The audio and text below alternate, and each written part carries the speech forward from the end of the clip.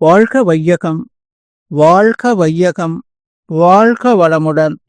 அருளாசன் அருள் தந்தை வேதாத்ரி மகரிஷி அவர்களும் ஒட்டுமொத்த மகான்களும் இறைநிலையும் என்னுள் சூக்குமமாக எழுந்தருளி இன்றைய நாள்காட்டி வரிகளுக்கான கவிவரிகளையும் அதற்கான விளக்கத்தையும் சிறப்பிக்க வேண்டுமாய் சங்கல்பம் மேற்கொள்கிறேன்.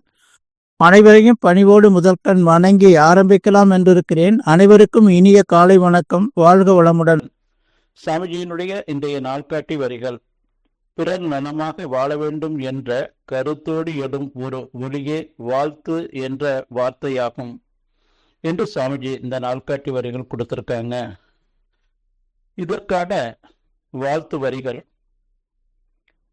உலகெங்கும் உள்ள மக்கள் அனைவரும் உலக சமுதாய சேவா சங்கத்தில் மண்டலங்கள், அறக்கட்டளைகள், தௌமையங்கள், அறிவுத்திருக்கோயில்கள், அறிவுத்திருக்கோயில் ஆன்மீக கல்வி நிலையங்கள், அனைத்து இருபால் பொறுப்பாளர்கள், அனைத்து இருபால் மெய்யுணர்வாளர்கள், அவர்கள் உடல்நலம், குடும்ப நலம், தொழில் நலம், ஆன்மீக மேம்பாடு, ஆன்மீக தொண்டு சிறக்க அனைவரையும் வாழ்த்துவோங்க.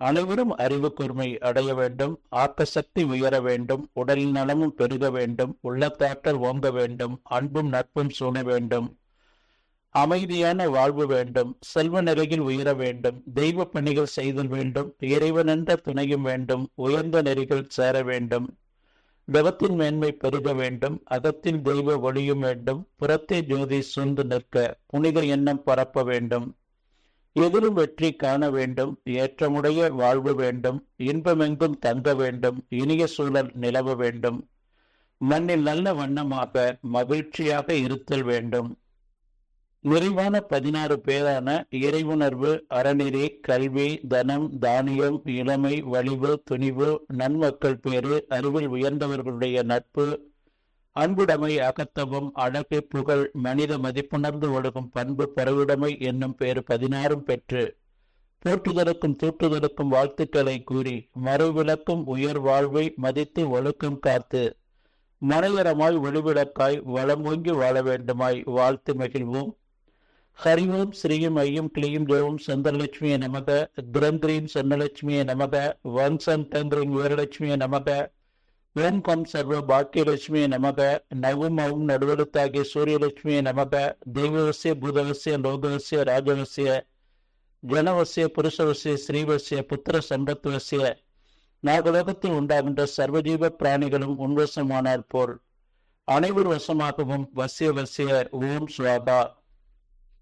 சாமிஜி அவங்க இந்த சர்வசிய தனவர்ஷ சங்கல்பம் நிறைவான 16 பேரு இதில் தொடர்பு ஆரம்ப காலகட்டங்கள்ல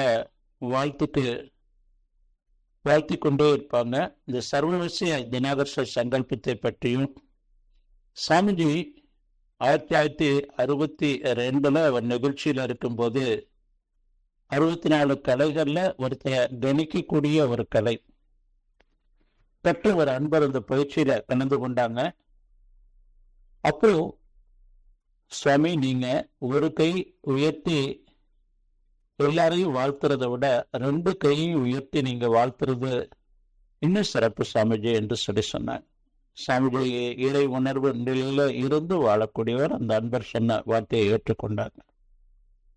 ஒரு 10 ஆண்டுகள் சாமிஜி பிரம்மச்சரியம் வாங்கி கொடுவஞ்சேரியிலேயே தனியா ஒரு குடில் அமைச்சு சாமிஜி ஆன்மீக தொண்டு செய்து கொண்டிருந்தப்ப அந்த வழியில போறவங்க ஆன்மீக பெருமக்கள் சாமிஜி கூடயே ஒரு 2 நாட்கள் 3 நாட்கள் சேர்ந்து தங்கியிருப்பாங்க. அப்ப அம்மா அவங்களுக்கு தேவையானது எல்லாம் வீட்டுல இருந்து செய்து கொண்டு போய் கொடுப்பாங்க. 3 நேரமும் என்ன வேணுமோ அது.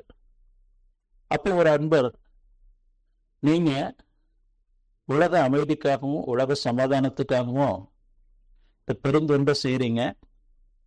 இந்த சர்வ வசிய தனவர்ஷ சங்கல்பம் என்ற இந்த வரிகளை ஒரு 108 முறை சொல்லி வரும்போது சிறப்பாக எல்லா பணிகளும் சிறப்பாக நடக்கும்னு சொல்லிட்டு அவங்க அதை கொடுத்துட்டு போயிட்டாங்க. சாமிஜி எல்லாரும் கொடுக்கக்கூடியதை வாங்கி வைக்கிற மாதிரி அவரை சாமிஜி வாங்கி வச்சுட்டார்.